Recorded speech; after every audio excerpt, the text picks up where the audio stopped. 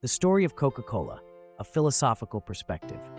In 1886, a pharmacist in Atlanta, Georgia, was experimenting with various ingredients in search of a medicinal tonic.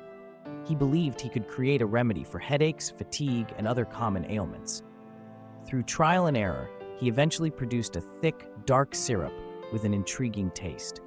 But the true breakthrough happened by accident. One day, his assistant mistakenly mixed the syrup with carbonated water instead of plain water. The result was unexpected, a fizzy, refreshing drink with an addictive quality. At first, this new beverage was marketed as a health tonic, sold in small quantities at local pharmacies. The creator, Stith Pemberton, believed in its therapeutic benefits, but it wasn't long before a savvy businessman, Asa Candler, saw a different kind of potential. He acquired the formula and began an ambitious campaign, transforming this simple drink into something much more than a medicinal product. With the power of advertising, it was no longer just a beverage, it became a brand, a cultural phenomenon, a promise of happiness in a bottle. Thus, Coca-Cola was born. But what does this liquid truly represent? Have you ever wondered how a simple drink could encapsulate the complexities of our modern world? And what hidden narratives does this fizzy elixir carry, marking the evolution of culture and identity?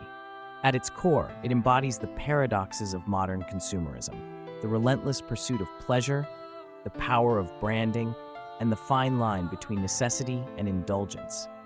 As it spread across the globe, it became more than just a drink. It became a symbol. Billboards, radio jingles, and television commercials cemented its place in the collective consciousness. Generations grew up associating it with joy, celebration, and even national identity.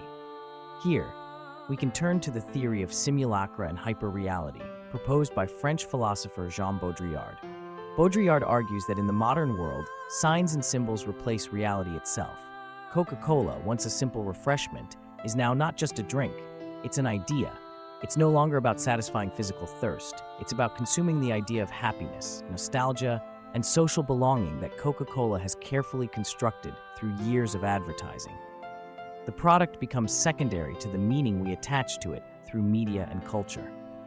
In this sense, Baudrillard might argue that when we drink Coca-Cola, we are not quenching our thirst, but participating in a hyper-real experience, a constructed reality where the brand itself has more significance than the actual product.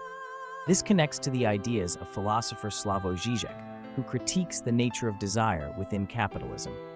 Coca-Cola is a perfect example of how modern consumerism manipulates desire.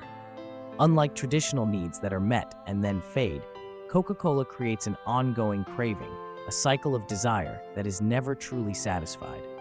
The product is enjoyable, yet it never quite fulfills the consumer's deeper need for contentment. Žižek would argue that Coca-Cola exemplifies capitalism's ability to foster endless consumption, where satisfaction is always just out of reach, propelling us into a never-ending cycle of wanting more.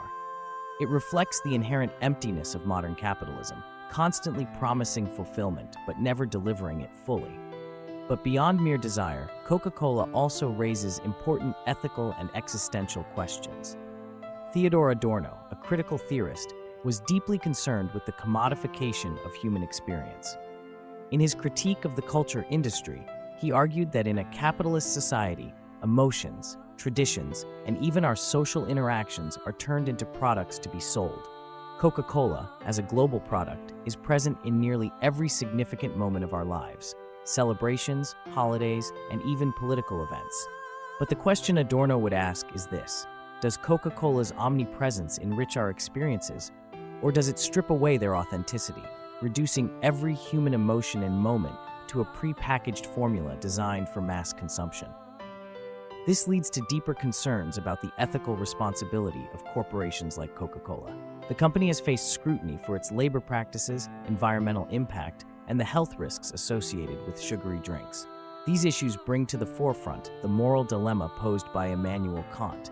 Can a company that prioritizes profit over public well-being ever act in accordance with moral law?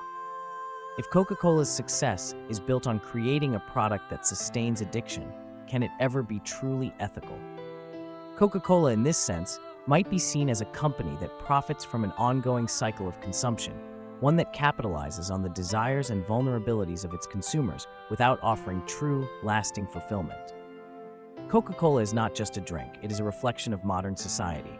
Its story mirrors the rise of industrialization, globalization, and the commodification of human experience. It represents both innovation and manipulation, joy and illusion, freedom and control. It has adapted to every cultural and economic shift, managing to retain its core identity while continuously evolving to stay relevant. And so the question remains, is Coca-Cola a marvel of human creativity, or is it the perfect example of corporate dominance?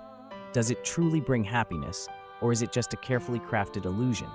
Or perhaps, does its success reveal something deeper about human nature, our endless search for meaning in the things we consume? Let us know in the comments. If you're not subscribing to the Yusafi channel, you're probably never going to see us again. But if you are, then congratulations, you're growing every day.